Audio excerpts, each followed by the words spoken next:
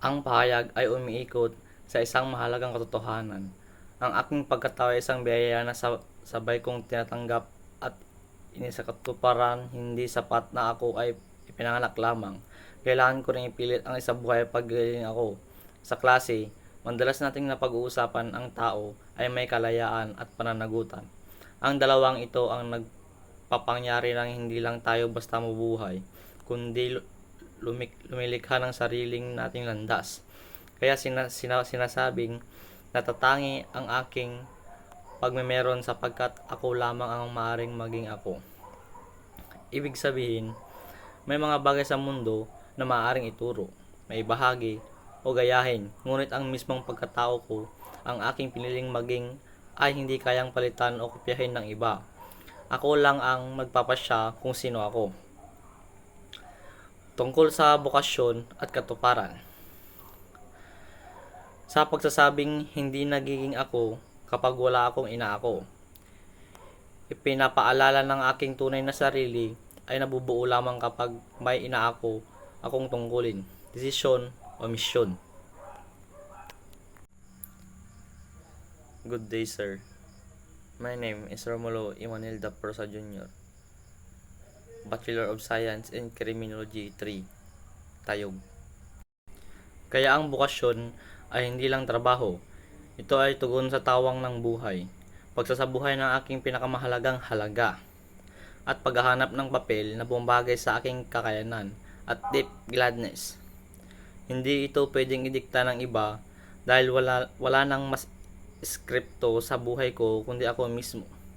Kung gagayanin ko lang ang landas ng iba, maaring maging maganda ang resulta, pero hindi ako magiging tunay na ako.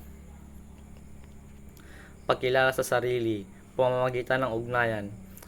Ang aking pagkatao ay hindi bumubuo mag-isa habang tumatanggap ako ng biyaya, pagmamahal, karanasan, pagpuna, suporta. Isinasabuhay ko rin ang mga ito sa aking pakikipag-ugnayan. Kaya kasama rito ang pagninilay sa sarili, pag-unawa sa aking karanasan, pakikinig sa mga taong mahalaga, at patuloy na pagtanong, ano ba talaga ang mahalaga para sa akin? Ang pagiging ako ay hindi produkto ng isang beses na desisyon. Ito ay paulit-ulit na pagsasabuhay, araw-araw na pagpili sa kabutihan, pananagutan at direksyon tapat sa aking puso. Hindi tuwid na landas, ngunit gabay sa pumumuhay. Totoo, hindi madali ang maging ako. May pagkalito, pagkakamali, pagdadalawang isip. Ngunit ang mahalaga, ayon sa thesis, ay ang patuloy na paghahanay ng aking mga pagpili sa aking pinakamahalagang prinsipyo. Hindi kailangan perpekto ang landas. Sapat ng tapat, may direksyon at bukas sa pagkatuto. Sa huli, ang pagiging ako ay isang biyayang tinatanggap ng may pasasalamat at isinasakatuparan ng may tapang at pagmamahal. Buod sa kabuuan, ang thesis ay nagsasabi na ang pagkatao ko ay natatanging biyaya. Ako lang ang maaaring maging ako. Ang katuparan ko ay nakasalalay sa mga inaako kong desisyon at tungkulin. Hindi ito mapipilit o mapangyayari ng iba at hindi rin makukuha sa panggagaya. Kailangan ng malalim na ugnayan sa sarili, karanasan at komunidad. Ang pagiging ako ay hindi tuwid ang landas, ngunit ito ang gabay ko sa mabuting pamumuhay. Kung kailangan mo ng mas maikling bersyon, kapag ginaya mo ang buhay ng iba, hindi ka magiging totoo sa iyong sarili. Ang katuparan ay hindi para sinasalin mula sa ibang tao. Ito ay pinipili, pinaghihirapan at binubuo ayon sa katotohanan ng aking sariling buhay. Hindi sapat ang sumabay sa uso, sundin ang dikta ng lipunan o pilitin ang sarili sa landas na hindi ako mahal. Ang tunay na kaligayahan ay nakaugat sa pagiging tunay. Hindi ito maaring itakda ng iba. Maaring bigyan ako ng payo, tulong, gabay o inspirasyon ng ibang tao. Pero hindi nila pwedeng tukuyin kung sino ako. Bakit? Dahil ako ang may hawak ng sarili kong konsensya. Ako ang nakaranas ng sarili kong buhay. Ako ang haharap sa resulta ng aking mga desisyon. Kaya't ang aking ako ay hindi proyekto ng ibang tao. Ito ay proyekto ko. Nakabatay ito sa malalim na pakikipag-ugnay sa aking sarili, sa aking karanasan at sa aking mga ugnayan. Ang pagbuo ng sarili ay hindi nangyayari sa vacuum. Kailangan ko ang pagninilay, pagtingin sa loob, sino ba talaga ako? Ano ang mahalaga sa akin? Karanasan, mga tagumpay at pagkakamali na nagtuturo kung saan ako babagay. Ugnayan, dahil nakikita ko ang sarili ko sa paraan na pakikitungo ko sa iba. Pero ang mahalaga, patuloy akong bumabangon.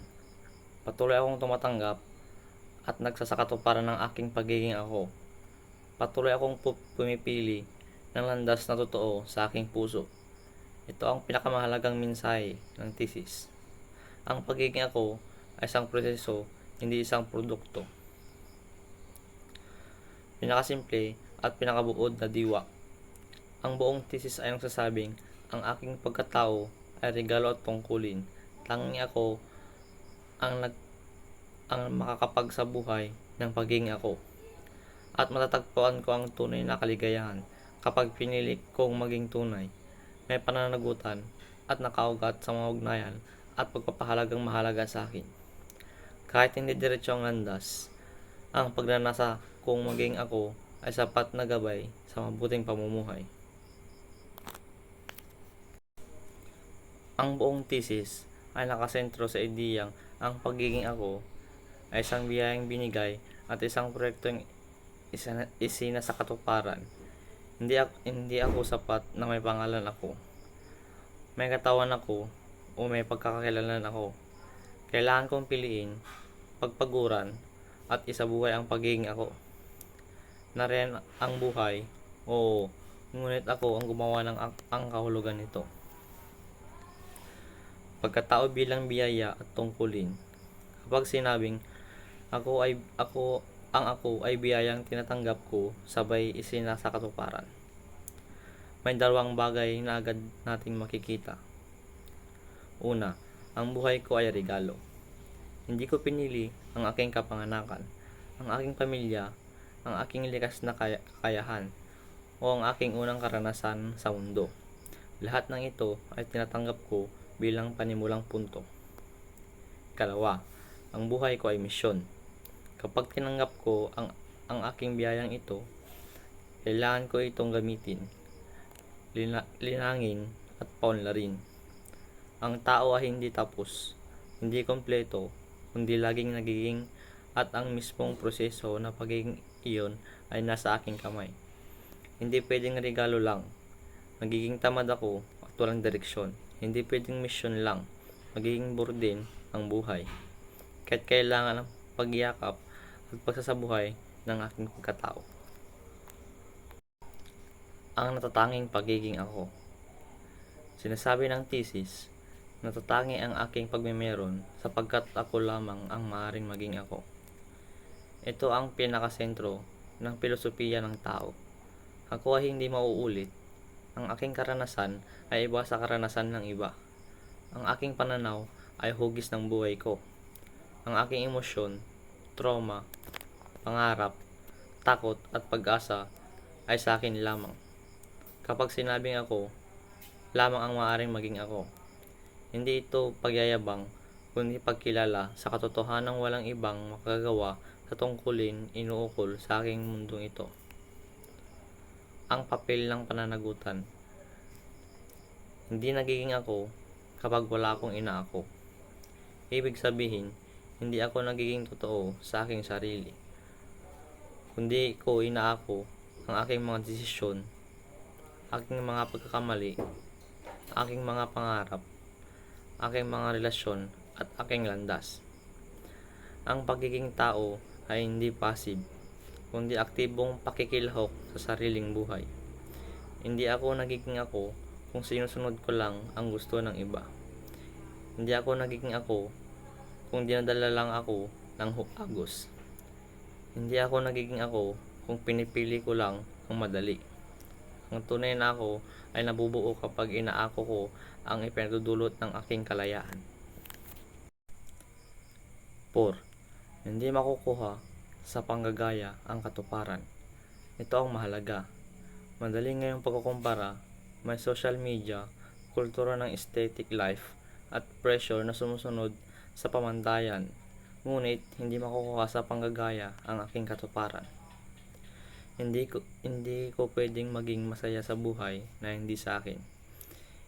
Hindi ko makakamtan ang kapayapaan sa landas na hindi ko pinili. Hindi ako unlad kung nagkukunwari ako ibang tao. Ang katuparan ay bunga ng karapatan, pagpili, pagkilala sa sarili, at pagharap sa sariling takot at pag-aalinlangan. Hindi ito binibili, hindi ito kinokopya, hindi ito pinapasa. Ito ay pinagayaman at pinapatatag ng mismong tao. Ang kahalagahan ng ugnayan sa sarili at sa iba, nakabatay ito sa malalim na pakikipag-ugnay sa aking sarili, sa aking karanasan at sa aking mga ugnayan. Ibig sabihin, kailangan kong kilalanin ang sarili ko. Sino ako?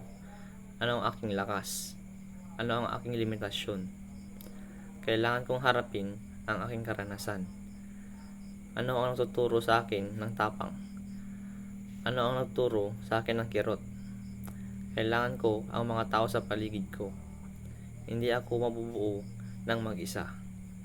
Natutunan ko ang pag-ibig, paggalang, pananagutan at kabutihan sa pakikitungo ko sa iba.